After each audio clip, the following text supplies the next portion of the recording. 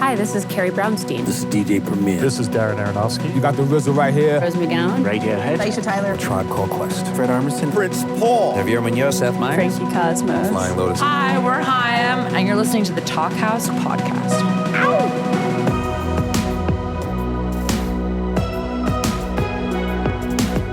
Hello and welcome to the Talkhouse Podcast. I'm Josh Modell. On this week's episode, we've got a comedian and a musician who recently joined forces to make a music video, Joe Pera and Dan Wriggins. Joe Pera is a stand-up comedian who's best known as the star and creator of Joe Pera Talks With You, the Adult Swim TV show about the beautifully modest existence of a middle school choir instructor in Michigan's Upper Peninsula. It's a show unlike anything else on TV, past or present, and it's a direct reflection of Pera's unassuming comedic persona. In other words, it's hard to tell where Joe Pera the character ends and Joe Pera the guy begins. It's also insightful, weird, and decidedly sweet. And while the show just finished its 3-season run recently, it won't be the last the world sees of Pera. In fact, he's in the midst of a stand-up tour right now, and you can find dates at joepera.com.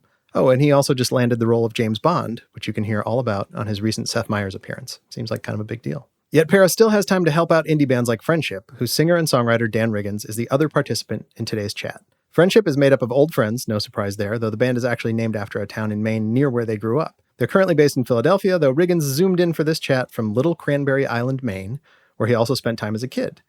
That island is also where Friendship and Joe Pera shot the video for Hank from the band's brand new album, Love the Stranger. It's their fourth full-length and first for the always reliable Merge Records. And it's a beautiful album full of straightforward but nuanced observations about life and love. Check out a little bit of Hank right here, or hit pause and go watch the video, which comes up in this chat quite a bit. Sweaty hands, reduced precision, waiting on the fan, with a slow rotation. In addition to talking about the Hank video, which leads to Joe and Dan talking about craftsmanship, lobster fishing, and lots more, they talk about touring as a comedy act versus touring as a band, and about how each of them works hard to make their respective art look easy. Oh, and at the end of the chat, Joe Pera finally reveals who his celebrity spouse is. So stay tuned for that.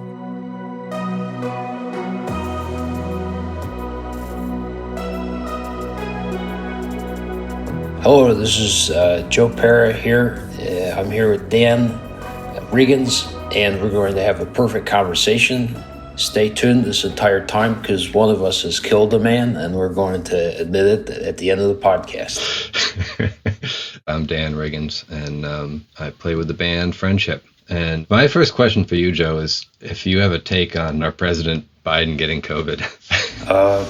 Even in the weeks leading up to it, I've been, whenever I'm having a conversation with a friend, I end it by, asking them to support Biden. He really needs it right now, and I guess this week he needs it more than ever. So I'm just hoping he's doing all right and he'll pull through. Yeah. Because I don't know what our country would do without Joe Biden. That's true. Yeah. Well, prayers for a speedy recovery. But we don't have to do politics today. But it is definitely something on everybody's mind at the moment. Walking around. Yeah. Anyhow, so you're in Little Cranberry Island. Yeah. You spend a lot of time there. I've been able to be up here for a month now, which is the longest I've been able to get up here for several years. I grew up coming here a lot and lived here year-round for a few years. A little island off the coast of Maine. And for listeners, this is the sort of the main connection between me and Joe, because Joe came up here and made a music video for Hank, one of Friendship's new songs. That's right. So I'm coming to you live from this little cabin that in March Joe came up to, and we spent a while in. And at that time there was no running water, and it was cold, and there was nobody here. But we had a great time, or I had a great time. I had a great time. We were drinking coffee, brandy, and using an outhouse, and then going out each day and shooting a little bit of the music video. It was a wonderful experience. Yeah, Little Cranberry Island. I laughed when I first heard it because it sounds like a fake island off of Maine, but it's real. And also there's Big Cranberry Island, I learned, and they alternate which island the school will be on each year, right?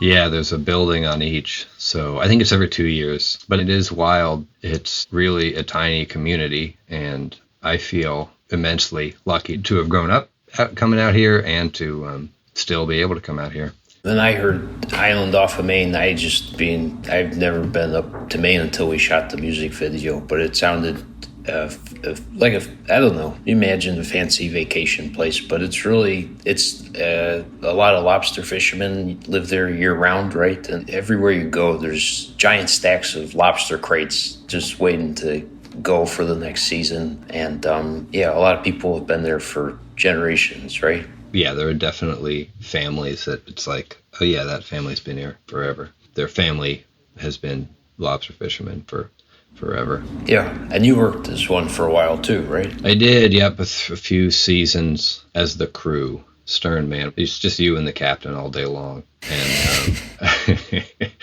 and it's pretty wild, man. It's really hard work, but it's good money, and it is pretty cool. And I'm glad I don't have to get up that early now. But you tell me about the captain that you went out with was kind of a younger guy, and he's pretty reasonable with the hours, where your other friend was saying it was he didn't have the same experience. Just a lot of like which captain you get paired with, right? Everyone here just works so hard, and it makes sense kind of, because the more lobsters you pull out of the ocean, the more money you're going to make. So a lot of these guys, it's a combination of just, I think, like Protestant work culture and that the money thing, and then just masculine competition results in like these fishermen who everyone's just busting their ass, like destroying their bodies every day, long days, and they make a ton of money. And some guys are a little more chill about it, and both the captains I worked with were like a little more chill. That's neat that you got to do that for a little while. It seems like a tough living. You happy you don't have to do it still? I mean, yeah, at the end of it, I was getting like, I guess carpal tunnel, but like my hands would go numb, and a lot of people have this thing. And I remember going to some doctors who were just like, yeah, you should stop fishing. That's scary as a guitar player. Yeah. Yeah, for sure. Yeah. And I'll still get it if I do a lot of one, like I did a lot of landscaping years since, and if I'm trimming hedges all day long and you're just moving your arms really fast all day, I get the same thing where that day you're fine, but the next morning your arms and your hands are like numb. Yeah, if I've had done a lot of using the weed whacker, those vibrations will really shake up your hands good to make them sore. What's the weirdest job you had before? When I first moved to New York, I worked at they had this like it wasn't a museum, but like a Discovery branded exhibit where they had some mummies. And my job was to start the 3D movie. So I say, everybody, please, no food or drink or cell phones. And now presenting Land of the Pharaohs in 3D. And it was that. I did a bunch of... I worked for a bricklayer for a summer. That was pretty serious stuff. It was a good experience. I washed cars at a Buick dealership in high school for a couple summers. You'd start on one end of the lot, and over the course of a couple days, you work your way to the other end of the lot, washing them all. And then by the time that you'd finish, the cars on the other end would be dirty again. So you just kind of start over. And one summer I broke my foot, so I had to wear one of those walking casts. And I thought, oh, perfect, I'd maybe get out of this. But my dad bought me a rubber boot. And I just put the rubber boot over the walking cast. So all the soap and gravel and water would go into the rubber boot. And by the end of the day, I have a soggy foot, which is probably not nearly as tough as lobster fishing. You definitely get soggy lobster fishing, and it's not just soggy, it's like bait juice soggy. Bait juice soggy? The dead fish that you use for bait. So as the stern man, as the crew, half my job is just stuffing dead fish into these bags. So you smell like dead fish, and you go home and shower, and that helps a little bit, but it doesn't fix it. But also, what you said about the cars getting dirty again reminded me of one of my favorite jokes from your thing the other night, where you said that James Bond is getting upset that people are littering faster than you can clean it up. I mean, that seems like a pretty depressing metaphor for a whole lot of stuff. Yeah, you're talking about the bit I did on Seth Meyers, where James Bond got so upset. I showed a clip from my upcoming James Bond film. He was picking up trash, but then he got so upset he slammed the bag against the wall. And congratulations, by the way, on that role. Yeah, thanks. I appreciate it. I'm on steroids right now, trying to get a little bit beefed up. I know you're looking at Pete Buttigieg for a role as the bartender, but do you have a villain lined up? Remember, he kind of got into it with Amy Klobuchar a little bit during the debates. That would be fun because they have opposing chemistry. I bet you could feel on screen still. That would also ensure everybody from Minnesota would watch the new James Bond, which has historically been a hard region to get to watch James Bond. Minnesota people just aren't interested. They're a born identity. That's born identity. Yeah, that's the solid. That's the born wall. Yeah, tough nut to crack.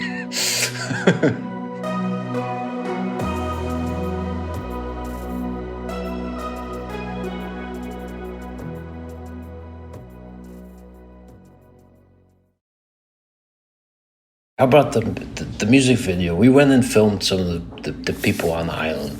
One of which was named Henry, and we were just brainstorming ideas for the music video, and you started telling me about him, and then you sent me a photograph, and it was like perfect. It just kind of clicked. Would you like to talk about Henry a little bit? Because he's fascinating. I wish we could do a full documentary about him. Yeah, man, I wish we could too. For listeners of the podcast, we're referencing the Hank music video that Joe made for our song. But load that up if you please and watch it, because it rules and the song rips. And also there's this guy Henry in it, and he's a carpenter who lives out here who's I always think of him as like a kind of an example, or like among a set of people who I always think of as like my parents' friends, who are generally like real lefty, but in it they're like the ideal of what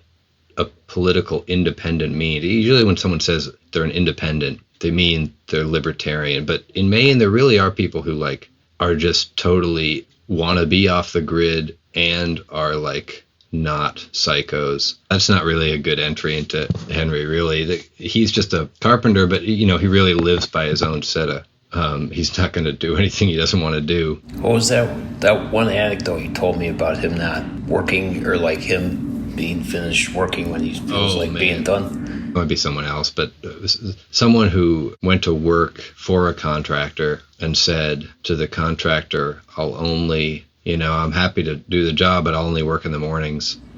And the contractor saying, really? Why? And then this carpenter saying, I wouldn't want to make work a habit.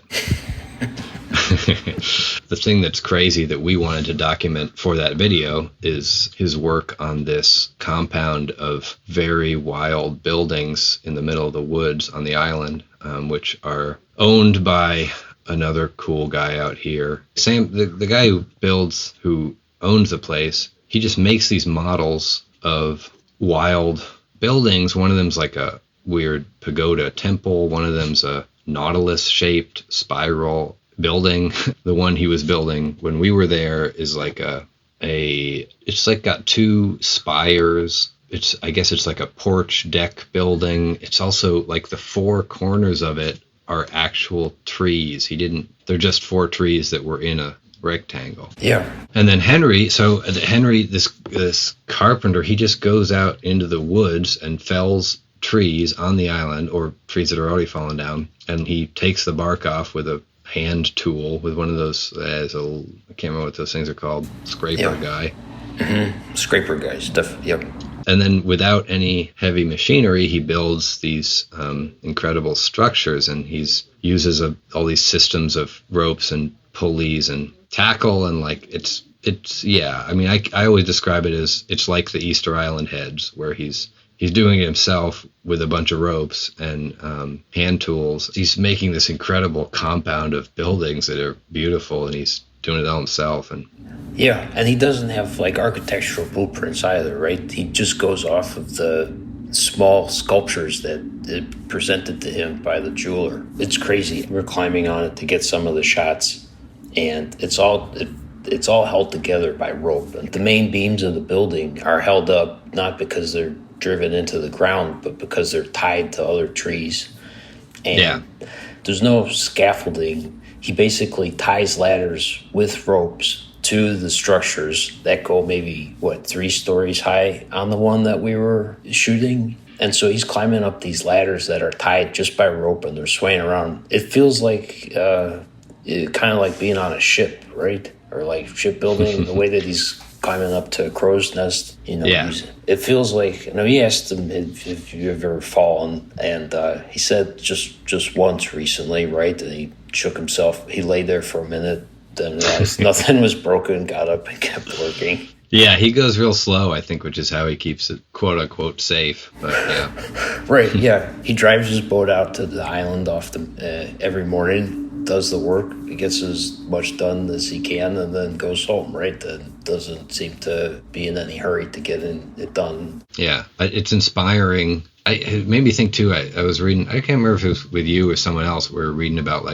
some cathedral in Spain that's just one guy has been building the thing for his. Yeah, the Sagrada Familia has been. Yeah, I think it was designed with nearly 100 years of construction. I think this been planned, but it's still not finished. Yeah, there's something special about learning about those things and seeing them and how kind of mind-boggling they are. Yeah, the vision. And also, I think, what's interesting, Caitlin, the other artist that we filmed, she's a painter on the island who also does pottery too. We got to film her daily routine of dropping her son off on the ferry to go to school, and then she goes and paints all day on the beach, even when it's cold, and then she picks up her son from the boat and goes home. But I think and kind of working in the solitude of the off-season months on the island is interesting. Just one painting at a time, and keeping up that artistic routine. My mom's been a potter for her whole life. She has a shop out here on the island and sells everything all summer. And I just am kind of constantly I walk into the shop and see new stuff that she's doing, and it's not way different from what she did before, but she's still doing new, different things. She still experiments, makes little changes, and for me to witness that and see it as this body of work that is a lifetime's worth, it's so cool. I mean, and to try and map that onto my own stuff with songwriting, it really gives me a lot of perspective. It makes me think of where kind of craftsmanship bleeds into artistry, and having to do those repetitions and having to continually make it and change it slowly and getting better. But also stuff like Henry's buildings serve a purpose, the pottery serves a function. And I don't know, I go between, whether stand-up comedy is just are you craftsmen just trying to, because jokes can become formulas if you let them. And it is about sitting down and tinkering on jokes and constantly writing and churning them out. And eventually, sometimes you get something that is something more, but it is, you're writing or making the music. It is a lot of just, I don't want to use the word grind, but it's on the tip of my tongue because I think grind is a good word for it. But it's just the constant repetition of it, and you have to sit down and write every day, and it's not you just go on stage and say something great. You have to kind of mine for it all the time and shape and reshape stuff, and a lot of it is not that exciting or interesting, but it's the sitting down every day to do it or work on it or and getting inspired inside of that. Yeah, man, I'm super guarded about any work in progress.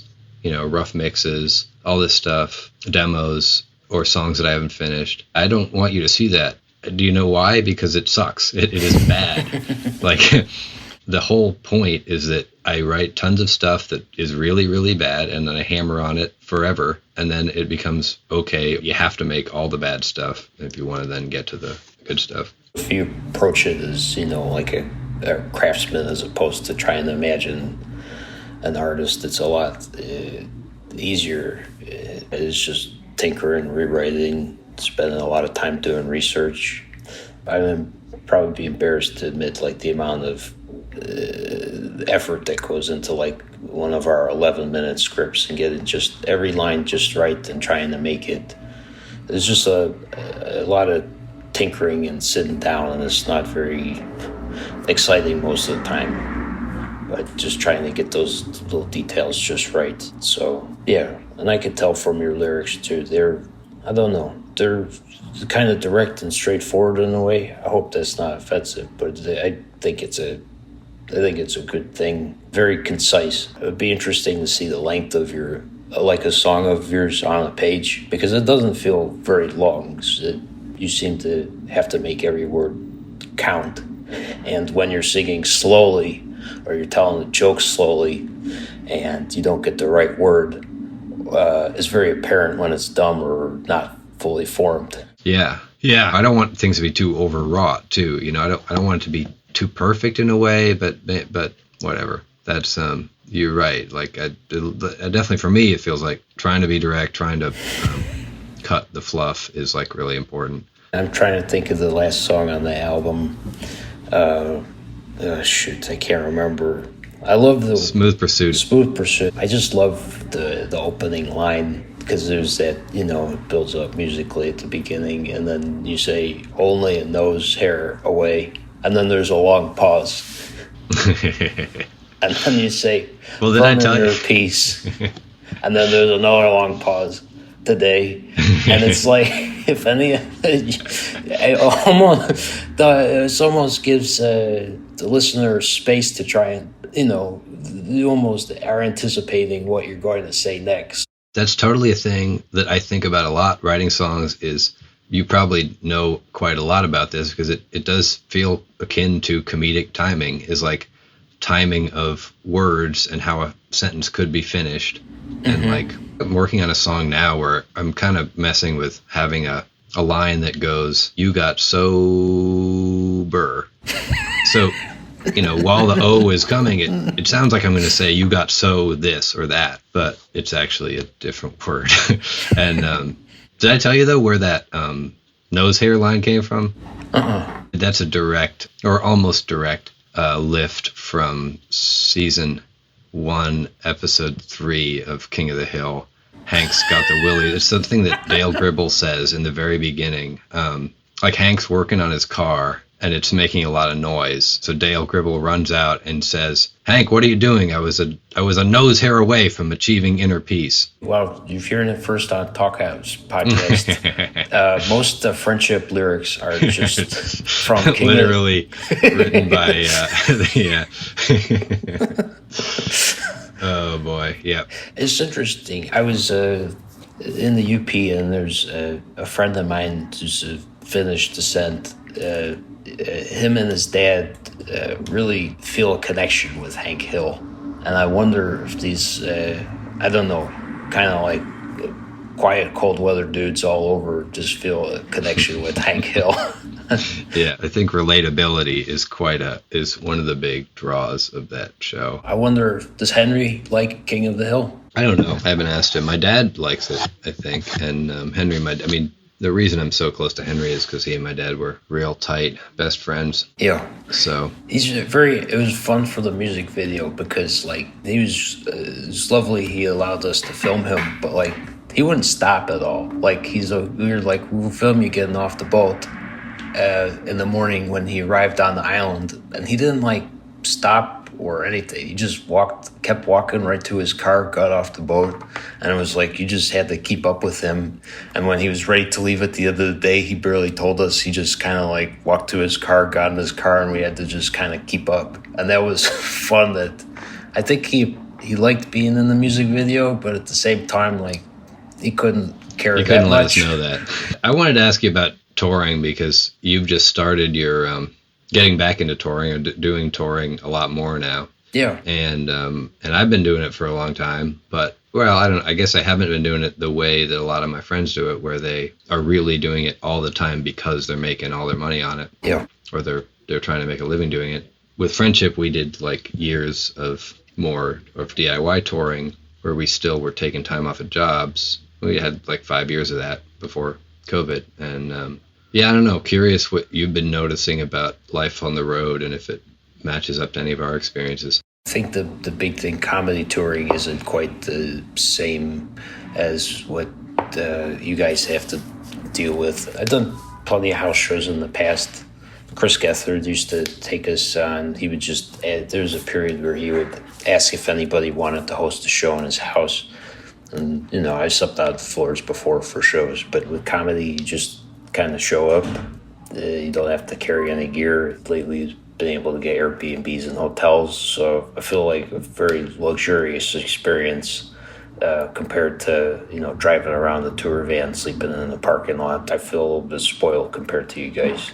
As much as it's work and not a vacation, it also is travel of some type, and I feel like every time I go out, I remember, it's invigorating to travel and meet new people. When you're not really tired, it feels like complete freedom. Like, this is a dream. You're able to show up in a new place and people came out to see you. I'm wearing my shirt from Union Transfer in Philadelphia. Yeah. We did that this weekend, and, you do I've done the TV show, and I've never been able, after season 1, we did a small tour, which was cool, but that was like 150 person rooms. And then we hadn't been able to do any touring because of COVID, and we went right back into production. But the show kind of found more audience during the pandemic. And it's wild when, with the TV show, you're like, they want 1 million people to watch it. Even if you get 500,000 people to watch it, that's pretty good. But you don't consider how many, 500,000 people are until, you see 500 people in a room at Union Transfer. And it's like, wow, that's a lot of people. To hear that 500 people appreciate the show so much and want to hear your stand-up is very cool. And it feels real when you have people in a room who are excited to see you and want to talk after the show. And that's the internet is nice, but it's neat to talk to people in person who like your work. I love being in the studio. I love writing music. I love playing it to myself, but nothing really beats playing it on stage if at a good show. It does feel like you put in the work by the time you got on tour. So then it's just, kind of celebrating the joke or the song or having as much fun with it as possible. It doesn't feel like the work part of it, really.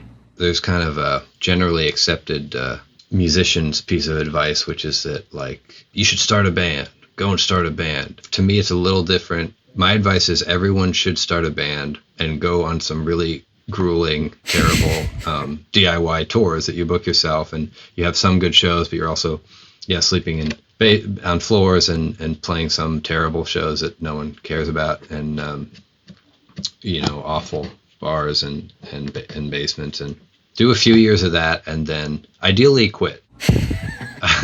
That's probably what you should do. I missed that part and forgot to. If you're touring and having some shows that are bummers, it's like a really healthy thing for your soul and your ego, because you are being reminded that nobody cares. You have to find a source of strength to keep going that isn't other people's approval. I don't know. I've been reflecting recently on how, as much as touring seems like it tears people's brains apart, I know a lot of folks who seem well adjusted because of it. If you're touring with a band, they've learned how to how to work as a team, how to exist with other people in close proximity and not fight all the time, because everyone's got their own little neuroticisms and their things they need. And to be forced to decide when you really need that thing and when it's important to put it aside for the good of the band, of the team. It's probably the other big difference between stand-up touring and touring with a band. It's usually 2 or 3 people max. I guess it was called the Blueberry Tour with Joe Firestone, Connor O'Malley, and Dan Licata. And that was 4 of us. And that was fun. But yeah, it's just, it feels like, just taking other people into account and not poking them when, and sometimes it's fun to tease your friends, but you got to put that on hold while you're on tour. Oh, man. Friendship is a band that I've known Mike since 5th grade and Peter since high school. And often we've had the same job. We've been living in the same house. I mean, as anyone might assume, it's like to be in a band with your best friends is both really incredibly special and like really hard. And I know that you've done your show and other stuff with people that you've known a long time, like your Dan. Yeah, Dan Licata. Yeah, we went to high school together too. Yeah, just dads and, people who I know very well, like Connor O'Malley and Joe Firestone. And it's an added complexity. When it's great, it's good. And when you're meshing, because you just know more layers to everybody and know what they're usually thinking or feeling, or at least you think you have some grasp on it. But to take it just makes everything more complex. But then but it's also great because you can get to places and do shows. Like one of our favorite things is when at the end of the show, at least on that tour, we'd all come back on stage and just basically the 4 of us on that tour would make fun of each other for whatever happened the day before. And it was like, it almost helped get enough of the, if we were aggravated at somebody else or we could tease each other on stage at the end of the night. And it felt like all those feelings kind of dissipated. Right. It actually worked out pretty nice. And the audience seemed to enjoy it. I think audiences like when people tease each other a little bit. Maybe Friendship ought to, if we ever get an encore, people are clapping, we should come out and we don't play another song. We just rip each other apart. So you guys wouldn't believe what Michael did in the tour van today. There are just moments when you're feeling like, how lucky am I to be doing a show with my best buds in a new place, or we're all wandering around this town at midnight having fun. Connor likes to go to grocery stores after tour because he's not a big bar guy, so we end up just roaming a grocery store, the 4 of us, at the end of the night. That was always pretty memorable. And also I don't know if when you guys tour you get to go to everybody's hometown or to meet their older friends or family members from around, so you get to kind of like see new perspectives on them. Like we stayed at Joe Firestone's house when we played in St. Louis. I slept in our older brother's bed and with his football trophies around and stuff, and it was like, I think I know Joe a little bit better because of this. I always wonder about bands where there's a couple in the band or something in there. Like Low has a song I really love where they just keep saying, "What part of me don't you know?"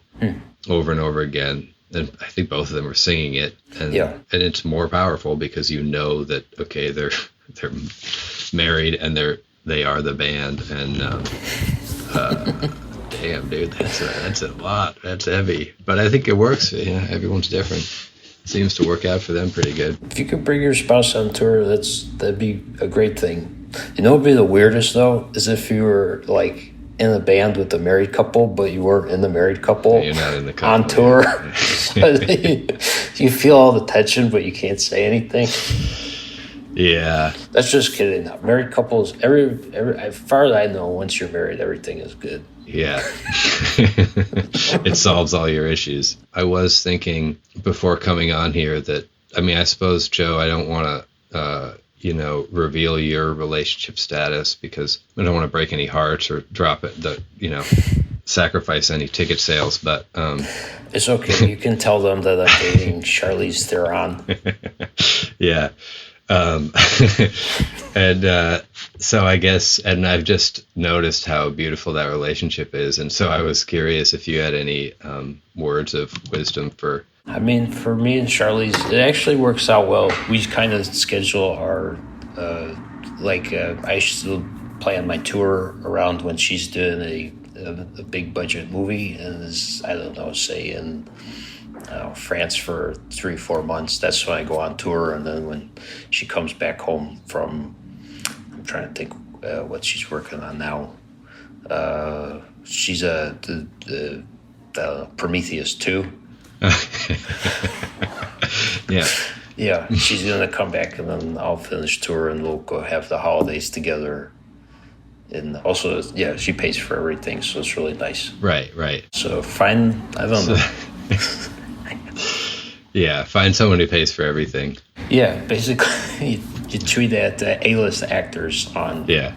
And then you get in a relationship with them, and then it's all good. Right. That's the advice I have. Perfect. I think it can't go wrong. Thanks for listening to the Talkhouse Podcast, and thanks to Joe Pera and Dan Wriggins for chatting. If you liked what you heard, they're both on tour separately right now. Please follow Talkhouse on your favorite podcasting platform and check out all the great written features we've got on talkhouse.com. This episode was produced by Myron Kaplan, and the Talkhouse theme is composed and performed by The Range. See you next time.